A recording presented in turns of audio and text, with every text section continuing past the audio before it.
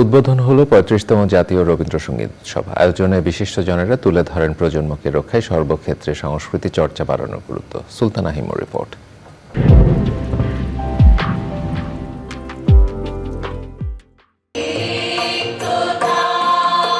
বাজুক প্রাণে বজ্রভেরী অকুল প্রাণের সেই উৎসবে এই স্লোগানে শুরু হলো ৩৫তম জাতীয় রবীন্দ্রসঙ্গীত উৎসব। সর্বজন শ্রদ্ধেয় শিল্পী কলিম শরাফীর জন্মশতবর্ষ ও ১৬৩তম রবীন্দ্র জয়ন্তী উপলক্ষে এই আয়োজন করেছে বাংলাদেশ রবীন্দ্রসঙ্গীত সংস্থা।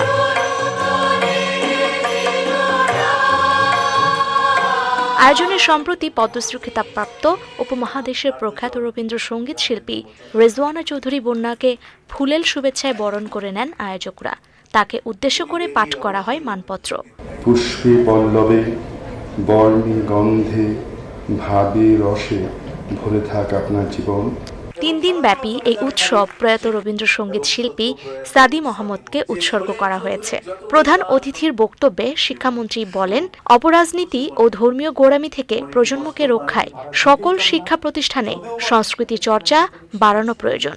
সময় আস্তে আস্তে তার পরশ ফুলিয়ে তার ক্ষতটাকে অনেকটা সহনীয় করে তোলে।